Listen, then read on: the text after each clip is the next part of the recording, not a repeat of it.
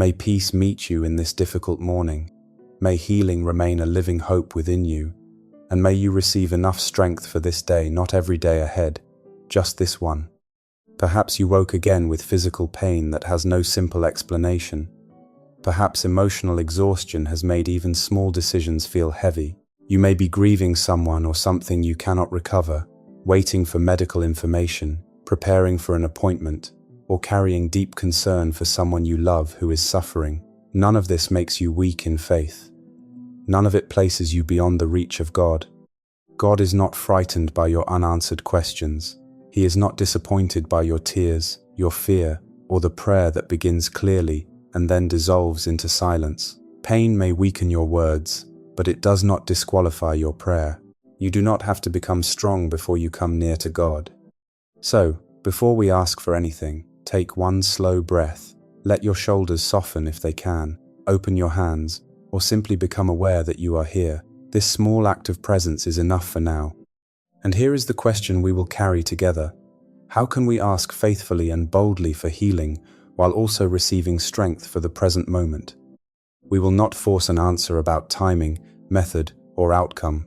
We will make room for hope and lament, for practical care and patient endurance, for honest need and trusting surrender. You may come as you are, with words or without them. Faithful prayer begins with honest presence, not polished certainty.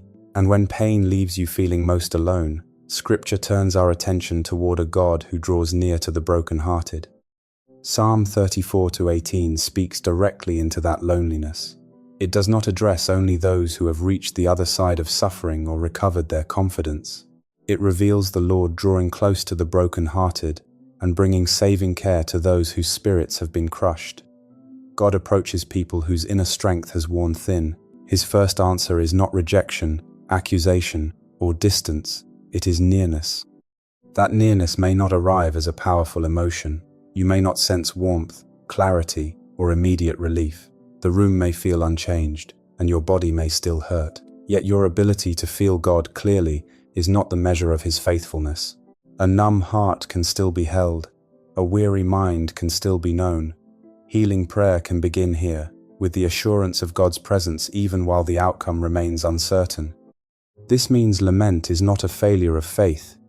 It is faithful speech offered from the place that aches. You can say, "This hurts." You can say, "I am afraid."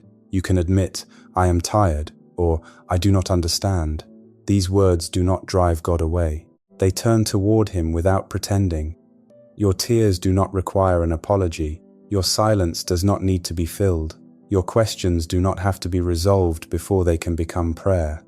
So if you are waking with symptoms that unsettle you, hearing news that leaves more questions than answers, carrying a grief that changes the shape of ordinary days, or watching someone dear to you suffer, receive this passage personally. God does not wait at a safe distance until you appear composed. His care enters the wounded place. He meets you within what is real. For a moment, name one pain plainly before Him. Do not explain why it hurts. Do not defend your response or compare your burden with anyone else's. Offer one simple sentence: "God, this is the pain I am carrying." Then let the sentence rest in His presence. You are not speaking into emptiness. You are being accompanied. But when fear returns and asks how you will face what comes next, nearness raises another needed question. Will His presence also provide the strength and help to stand? Isaiah 41:10 answers that question by moving from nearness into active support. Fear may already be speaking this morning, rehearsing a possible diagnosis, pointing to recurring symptoms, calculating the financial pressure illness may bring, anticipating another difficult conversation, or imagining what could happen to someone you love.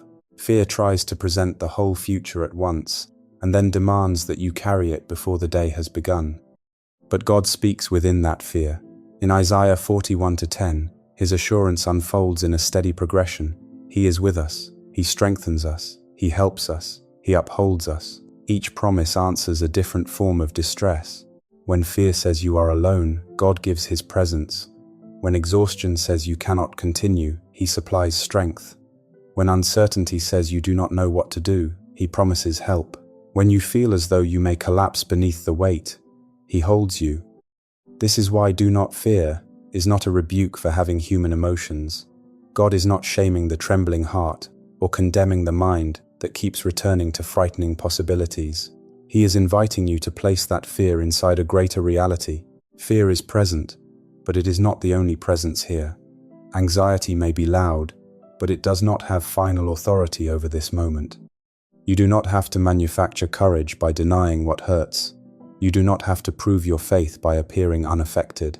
The strength Scripture describes is received through dependence, not demonstrated by the absence of fear. God does not ask you to carry every possible outcome today. He asks you to trust the one who is carrying you now. So reduce the scale. Do not solve the entire diagnosis, the entire recovery, the entire financial burden, or the entire future of the person you love.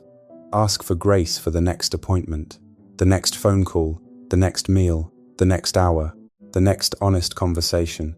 Enough help for what is actually before you. If you can, say this quietly: God is with me. I am not carrying this moment alone.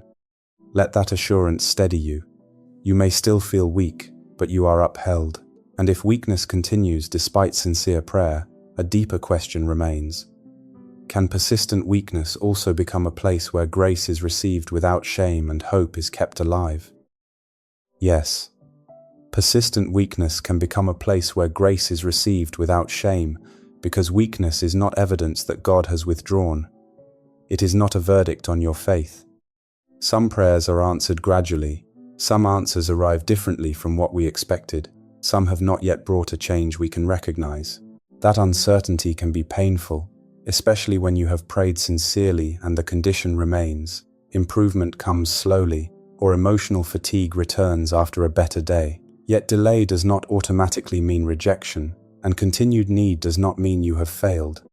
In 2 Corinthians 12-9, God assures Paul that his grace is sufficient and his power is made complete in weakness. This does not call pain good. It does not require anyone to enjoy suffering, refuse treatment, or stop asking for healing. It means that human limitation does not place us beyond divine help. God's power is not restricted to the moment when weakness disappears. He can meet us within it. Sufficient grace is not always a sudden feeling of strength. Sometimes it is courage to tell someone that you need help.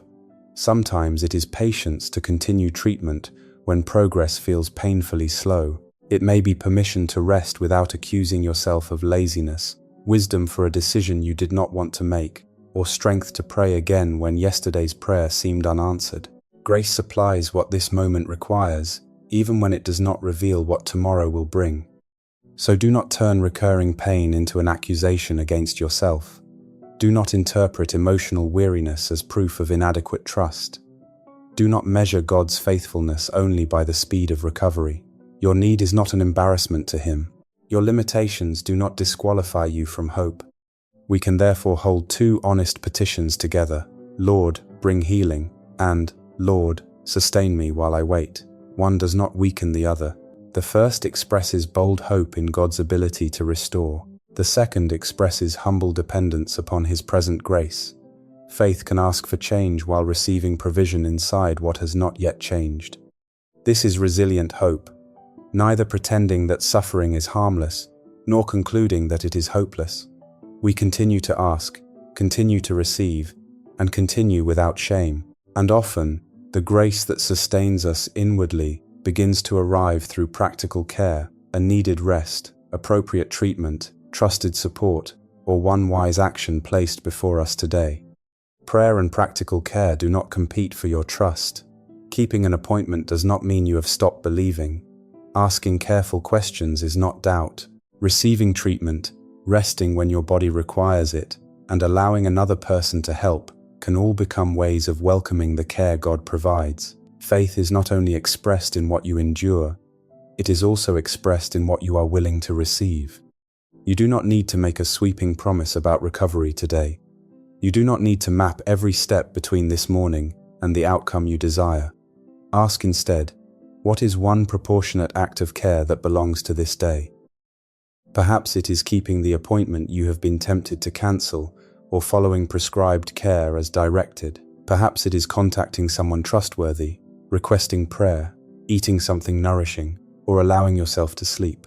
Perhaps the faithful step is simply communicating honestly, "I cannot carry this alone," or "These are my limitations today." Choose what is appropriate to your circumstances. One wise response is enough. Small does not mean insignificant. Be careful of isolation.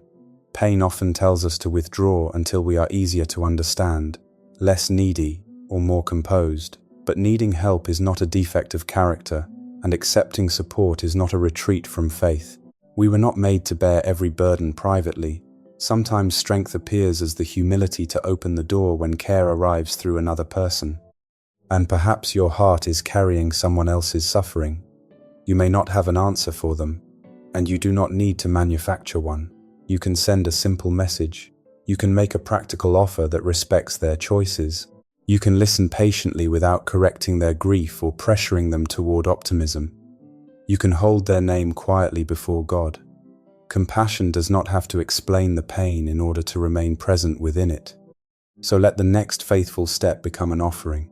We bring God our need, our limited strength, the care available to us, and the people we cannot heal by ourselves. We do what love and wisdom place within reach, and we entrust what remains beyond us.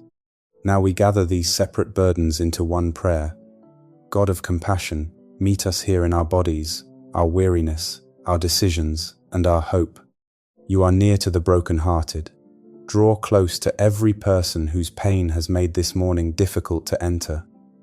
Meet us in the places we can describe, and in those we do not yet understand. We confess our exhaustion without apology. We bring you our uncertainty without pretending to possess answers. We do not understand every cause, every delay, or every outcome, but we trust that nothing within us is hidden from your compassionate attention. Meet us in physical pain. Bring relief where bodies ache, symptoms persist, and strength has diminished. We ask boldly for healing of bodies and minds, for calm where distress has become relentless, for restoration where injury or illness has taken so much. Comfort those who grieve. Give rest to hearts worn down by sorrow. Bring clarity amid medical uncertainty, especially where information is incomplete and choices feel overwhelming. Let truth become clearer, questions become speakable, and decisions be made with wisdom. Meet us through the people involved in care. Give clinicians attentiveness, sound judgment, compassion, and steadiness. Sustain caregivers whose responsibilities continue when their own energy is low. Guide family members and faithful friends who want to help but may not know what to say. Teach them to listen well, respond gently, and remain dependable. Make needed care accessible and show us how to pursue it wisely. Give us courage to communicate symptoms honestly, to name what we need, and to ask the questions fear has kept silent. Give us humility to accept assistance when it is offered. Strengthen those who are praying not for themselves but for someone they love. You see the helplessness of watching another person suffer, the longing to remove what cannot be removed by human effort, and the fatigue of waiting beside an unresolved need. Grant them patience without passivity, hope without denial, and compassion without the burden of having to fix everything. Remind them that their faithful presence matters, even when they cannot produce relief. Strengthen us when healing is gradual, when the path changes, or when no explanation arrives. Keep disappointment from becoming shame. Keep uncertainty from driving us into isolation. Provide endurance for the care that must continue, tenderness for strained relationships, and discernment for the next decision. Hold us as we release our demand to control the timing. We do not withdraw our request. God, please heal, bring relief, restoration, and renewed life according to your wisdom and mercy. Yet we place the method, the pace, and the unanswered details into your care. Meet us, strengthen us, hold us, and as this day unfolds, give us enough grace for its next faithful step, and enough love to help one another take it. God who strengthens, helps, and upholds, answer this prayer in the hours now before us. We are not asking for imagined strength to carry every future possibility. Give us what is needed for this day, steadiness for the task at hand, courage for the moment that must be faced, and trust for what cannot yet be known. Keep us within the grace of the present. Give courage when an appointment feels frightening. Give patience when recovery is slower than hoped. Give wisdom when choices are complicated, and no option feels simple. Grant rest without guilt when the body or mind has reached its limit. Give us honest words for trusted people, so that need can be named clearly and support can be welcomed without apology. Where weakness persists, let sufficient grace be received. We do not call the suffering desirable. We do not pretend that pain is harmless or that loss is easily redeemed. We ask that weakness will not have the final word about who we are or how deeply we are loved. Let the place of limitation become a place of dependence, not disgrace. A place where your strength meets us without demanding that we first become strong. Silence the accusations that rise within us. Guard us from blaming ourselves for what we cannot control. Resist the despair that says nothing meaningful remains possible. Free us from the belief that needing assistance makes us a burden. Our need does not erase our dignity, and receiving care does not diminish our worth.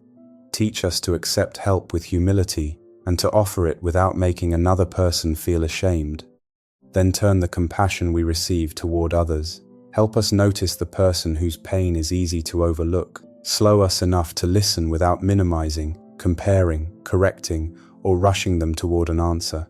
Show us what support is truly within our capacity: a dependable presence, a useful act, a gentle word, a willingness to remain. Keep us from promising what we cannot provide, but do not let our limitations become an excuse for indifference. Strength for this day can become sheltering kindness for someone else.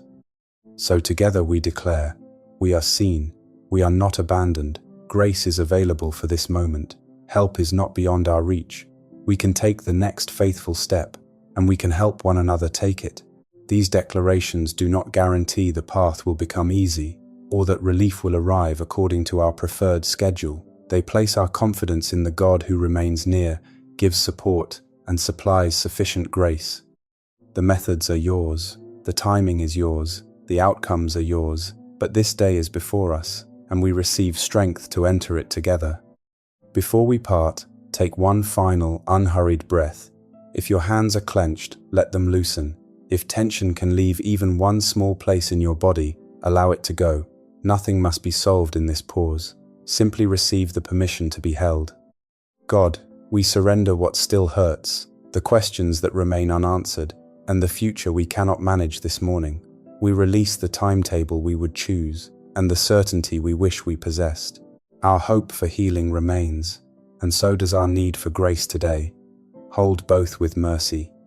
You draw near when hearts are broken. You remain present to strengthen, help, and uphold when fear rises. Your grace is sufficient within weakness, not because suffering is insignificant, but because suffering cannot remove us from your care, nearness, support, sufficient grace. This is what we carry forward. So you may enter this day without having every answer. You are known in what you are carrying. You may receive wise care, continue treatment, seek support, or pause and rest. The next faithful step need not impress anyone. It may be quiet. It may require assistance. It may simply be the honest choice that protects the strength you have. Whatever is appropriate today, you do not have to take it as though no one sees you. May peace settle around the questions that remain. May wisdom guide every decision about care. May strength arrive in the measure needed, and may compassionate people accompany you through the hours ahead. May you recognize help when it comes, welcome it without shame, and offer kindness within your own capacity. If you would like this community to pray with you, you may name a need in the comments, sharing only what feels safe, or you may simply write, "God, hold me through this day." If you see another person's request, pause and pray for them gently. Do not promise an outcome, just help them know their burden has been noticed. We continue to hope. We continue to receive care. We continue together. God, hold us through this day and lead each of us into the next faithful step. Amen.